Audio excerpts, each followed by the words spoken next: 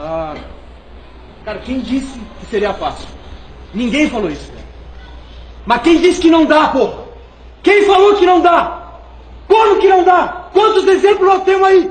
1 milhão, eu não vou ficar citando. Cadê o Cassiano? Não dá, nego. Fazer um gol aos 47 segundo tempo. Dar um gol do título pro clube. Virar ídolo de um clube. Que até uma música. Não dá pra fazer gol no Atlético Mineiro. É fácil jogar no Inter, né, meu velho? É fácil fazer gol no Santos na Vila. Não deu? Ei, Walter? Não deu pra fazer um monte de gol nesse time de Série A? Não deu pra fazer gol em Libertadores? Tu lembra daquela final que nós perdemos o primeiro jogo de 2-0? E a gente virou no segundo, fez 3 gols e ainda perdemos um pênalti? Como que não dá? Ivo! Não dá pra jogar nesse nível no Ceará? Não dá pra jogar nesse nível no esporte? Não deu pra ser campeão da Taça de Portugal pelo Moreirense? Não deu! Como que não dá, velho? É fácil jogar no Palmeiras, Renato? Lá não tem pressão, né? Nunca teve pressão, hein, Miller? Quando que foi fácil jogar lá? Edmar, não foi foda lá? Apedrejaram o ônibus? Não te agrediram? E o final como é que foi? Como é que não deu? Deu, velho!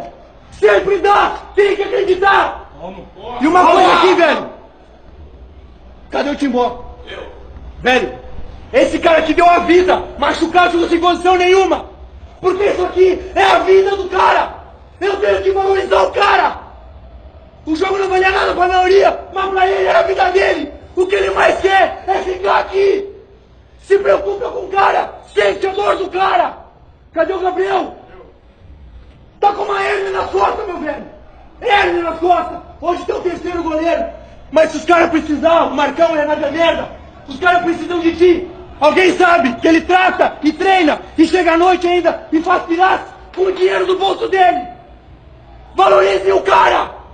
Velho, por que eu tô falando isso? Quando a gente sentir a dor do próximo, nós vamos ser um time! Eles vão tocar a bola pra fora! Foda-se! Nós vamos pegar e vamos jogar! Confusão, sai fora! Cobra o tempo do juiz! Velho, hoje é nosso! Não tem resenha! Não tem conversa! Dá! Nós somos grandes! Nós somos grandes!